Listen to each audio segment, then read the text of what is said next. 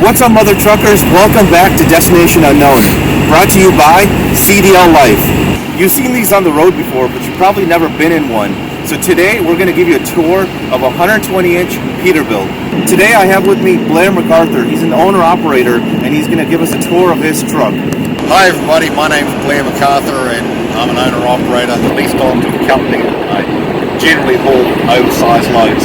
This is my 1995 Peterbilt 379 extended hood, 12.7 Detroit and 13 speed, and it has a 120-inch ICT sleeper behind it. I've owned this truck for about 3 years, and if you want to have a quick look around it, welcome to. Obviously here's the truck. This has a 12.7 Detroit, as I mentioned before. You've got storage boxes in here, 150-gallon fuel tank on both sides. This is the water tank compartment for the sleeper. There's 40 gallons of fresh water here. This is how you fill it with a hose. You can find the water at most fuel islands. This allows you to shower and do your dishes on the inside. Of course, this wooden latch like you did before. There's a small 12-volt water pump here that gives you your water pressure for the shower. Here's the heart of the unit, which is a 7,500 watt Monan generator. It runs off diesel in the tanks and allows you to have 120 volt household appliances on the inside. It also powers the block heater a couple days like today, and charges the batteries. Step box storage in here. This one I use for all my chains and binders. Keeps them out of the weather. Alright, on the driver's side we have battery boxes. Another fuel tank, obviously, and another toolbox for general storage. This sleeper has a rear shower and toilet. Some of them have them in the front. Compartment for the toilet. It's a fit 10-gallon waste tank. Take these out and dump them at RV places or Flying J. Another toolbox on the side here, and you've got a rear door into it. And welcome to my world. Welcome to my home away from home. This is really nice inside, Blair. It's like an apartment. Yeah, it's not too bad. So, give us a tour of the place. All right. So what's in here? This is the shower and toilet in here. Open the door and you've got the toilet yonder and shower. It's old, but it works. You've got storage space to hang up your clothes in here, and somewhere to put boots and helmet and whatnot down there. Under here,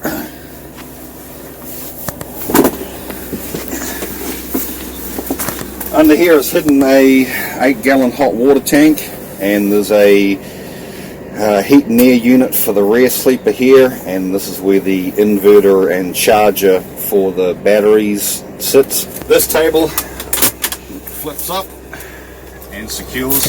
This is a 1995 sleeper, so it's old. The newer ones are a lot nicer and have nicer features in it, but this works. And then you flop your bed down for the evening.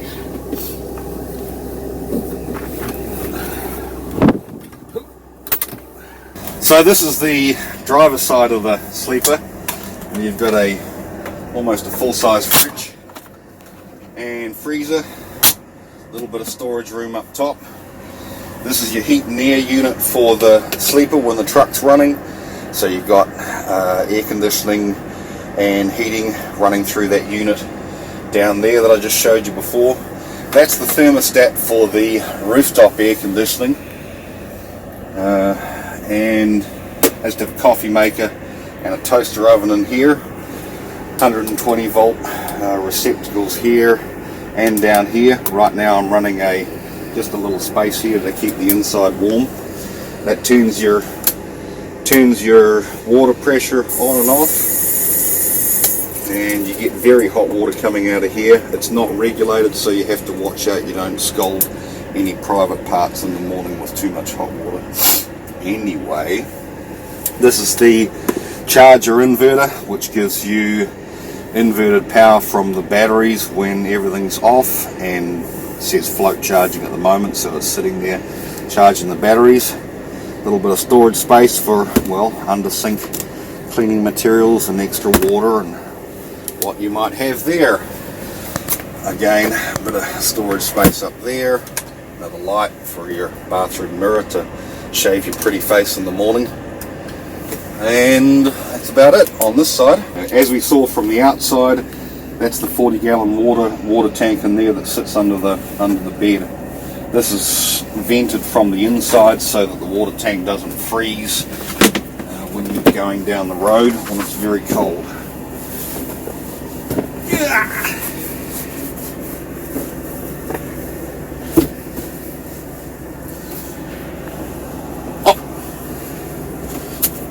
Overhead storage units for, I keep printers and extra supplies up here, extra bedding and whatnot. My plan is to make some other cabinets for these at home, change out the latches and make it a little bit fresher and nicer. Another closet for storing clothes in and whatever else you can fit in there. And at night, obviously, just draw your curtains across and zip them up, and you're in the privacy of your own little bunk. This is a 120-inch sleeper, and the thing that interests me is that Kenworth makes a 76 or an 82-inch sleeper. So these aren't really a lot bigger than those studio sleepers, but it's what they do with the interior of it that makes them so handy. There's really not that much room in here to move around. Even with two people, it becomes a bit cramped. But by you can fit showers and sinks and fridges in them if you just think about the placement of everything, rather than the traditional sleeper where you walk through from the cab of the truck, and it's usually just bed at the back and cabinet space up the sides and overhead compartments. So ICT built this sleeper. I believe they're out of business now, and ARI builds very, very similar units, but they corner the market by organising the space on the inside. These come in 120, 132, 144 inch. 144 inches is a 12-foot long sleeper, right up to 200 inches, the really large bunks that you see rolling down the road. This is large enough for me to do what I need to do, and obviously the shower and the toilet is excellent when you're flatbedding in the middle of summer and get sweaty and nasty. You can come in, strip off all your clothes, have a shower, put some fresh clothes on. It takes you half an hour, 45 minutes, and then get back in the driver's seat and roll on down the road feeling like a human being. Alright, so this is the generator control for the generator that I showed you on the outside here. This is the block heater there, so that's got a 1200 watt or 1800 watt block heater that heats up the block before you fire it up. So you can turn on and off this unit here. It shows you what the battery voltage and charge is, that it's in manual mode right now. Engine, batteries, service in 132 hours. I just recently serviced it, and how many hours the unit has on it. And so you can just turn off the unit as you need to. This is the inside of a 1995 Peterbilt 379. Maybe some drivers haven't seen inside a 25-year-old truck, or they're not used to it. So here's a quick rundown of the dash and switches on one Over here I've got the exhaust temperature pyrometer. A lot of the fleet trucks don't have this amount of gauges, maybe 7 or 8. Between the pyrometer and the manifold pressure, this is the pressure of air going through the charge air cooler. You can balance these two out with your driving and achieve slightly better fuel mileage. The voltmeter here, battery voltage obviously, your tachometer, engine oil temperature. This is restriction on the air cleaner, so this measures the amount of restriction when the engine is sucking a lot of air and lets you know if your air cleaners are getting dirty. This is engine oil pressure here. You've got an old school trip gauge here. I use this to tell me when it's time to change my oil. Water temperature here. Fuel gauge here. There's a tank on either side, and so over here we've got left-hand fuel tanks and right-hand fuel tanks if you want to find out what the level is between the two. This gauge here measures the pressure, and you can adjust the pressure of the air in the front bags. This is an aftermarket system. Over here is your right way scale that measures the air pressure on your tandems to tell you how much load you have on the tandems. Your air pressure gauges, the red is the secondary tank and the white needle is the primary tank.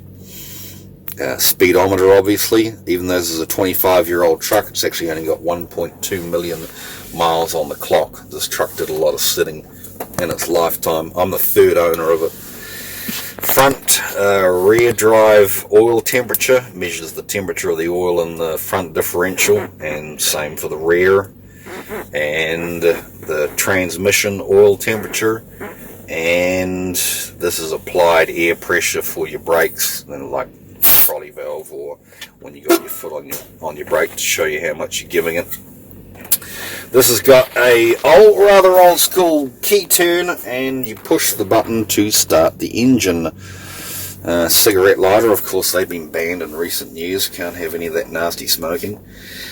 Cruise control on off and set and resume. This has got motor mirrors on them, so you can move the mirrors in and out. They don't tilt up and down, it's just strictly in and out. Wipers and panel lights, obviously. Engine brakes on off in 2 cylinders, 4 cylinders or 6 cylinders. This is a diagnostic switch. When you click that, it will run through a series of flash codes on here that are very easy to work out what the basic codes if you have an ECM fault or sensor fault or whatever's going on. This one here is an engine fan. You can either have it set in the automatic position where it cycles on for high head air compressor when you're running your AC, or it'll come on when your temperature's at 200 degrees, or if you're climbing hills on the mountain and you want to get the thing cooled down, you put the thing into an on position at the start. It'll kick in the engine fan and you can keep the truck a little bit cooler when you're climbing grades. Heated mirrors, handy. And then you've got your main headlights up the front, your clearance lights, which are up the top, load light for the rear of the cab.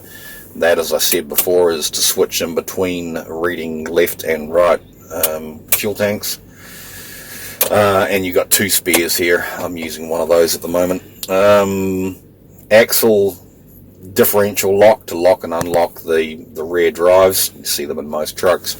That's to release the 5th wheel slide, and that's dump valve to dump the air to get under trailers. Again, most trucks have them. And then you've got for the sleeper, I've got upper chicken lights and lower chicken lights, and then the third one is the strobe light on top of the cab. I do a lot of oversize, and most of the time you're required to have a 360 degree rotating amber light that's visible up to 500 feet, 600 feet, whatever, so that switches that on and off.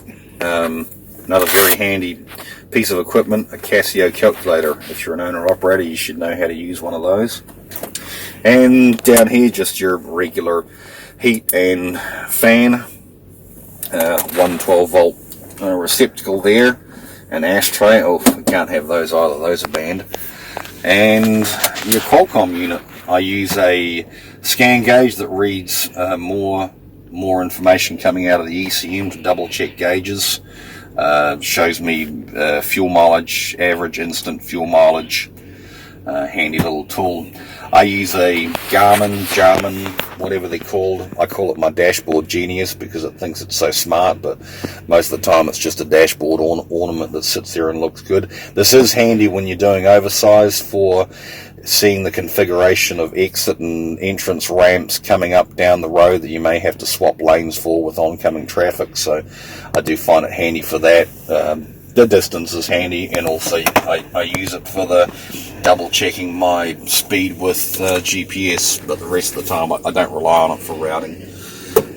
Ranger radio, I recently bought that and a decent antenna so I can get out to 2, 3, sometimes 4 miles. And obviously you have to have your CB radio to communicate with pilot and escort vehicles. Good old XM radio when I do get the chance to listen to the radio, and a stereo. This has got the old school outside cop light that you can turn around and search addresses or spotlight possums and shoot them as you're going down the road. We never do that. Interior lights and 13-speed transmission. I put new seats in this, and because these Peterbilts are such a narrow cab, these ones actually have fold-away armrests, so once you're done using them, instead of having this having that as your only access into the cab, you can simply push them back and fold them away.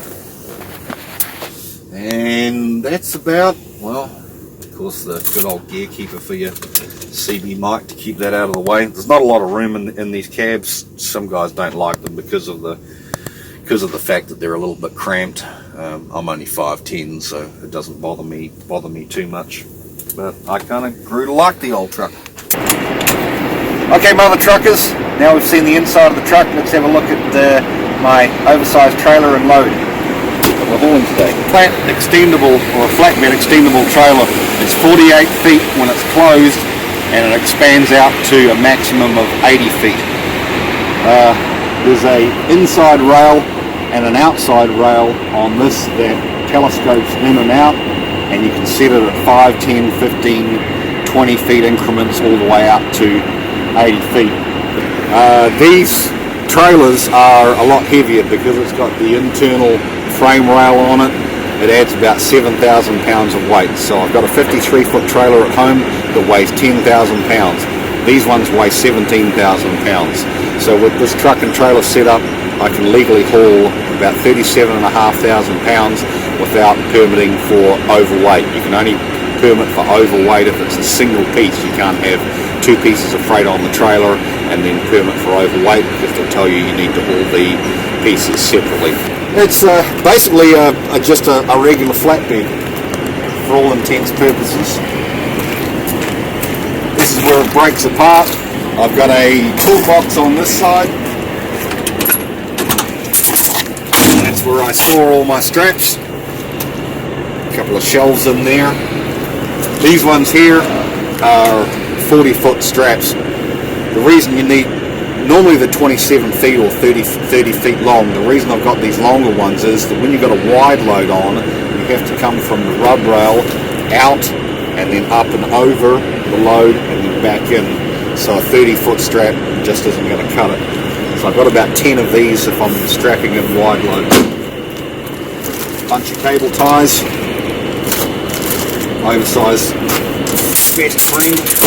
Back here, I made up this rack because a lot of what I do has to be tarped, and they're often longer or wider loads. You need a lot more tarps. These are felt blankets to protect your tarps from damage.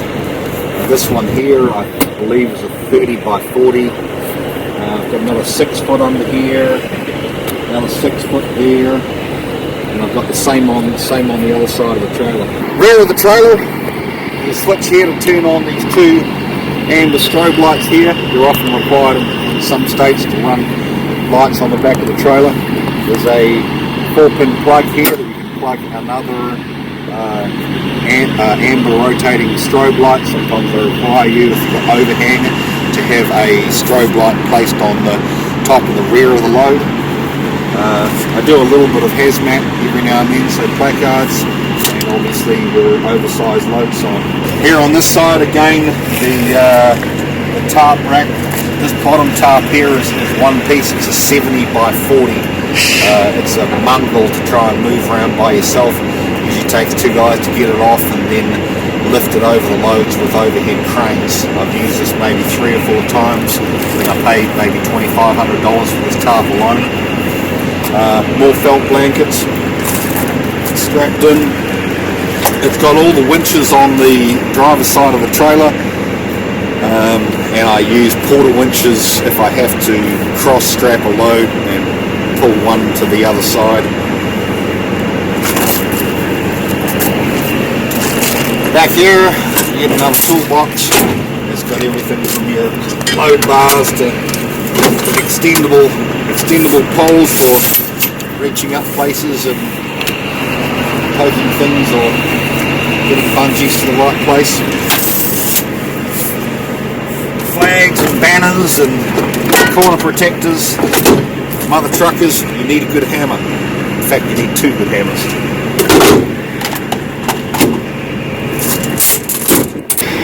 This piece is 13 feet 10 inches wide and 68 foot long, so I've got the trailer pulled out 20 feet in the middle for an overall trailer length of 68 feet, so the whole load is supported on the trailer with no overhang. So this here is how you stretch the trailer out. You take the trailer supply, put it on this glad handle there, go inside and push the knob in. There's 2 brake chambers at the rear of the trailer with pins in it. Once you charge the air up, it pulls the pins in, and of course the brakes are going to be set. You no longer have the glad handle here. So the trailer brakes lock, and you pull forward with the truck and get the trailer to however long you are, and then take that off. The pins push back out again and into the next notch that you've got there, and that's how you stretch the trailer out. Alright, well that's my truck and trailer and load. If you see me out here on the road, smile and say hi, or key up on 19 and give us a holler, mother truckers. Alright, mother truckers, stay tuned. We got a video coming up with Blair. It's an interview. He's got a great backstory. You're going to want to definitely watch it. So stay tuned. But before you guys go, make sure to subscribe, give us a like, and hit that bell.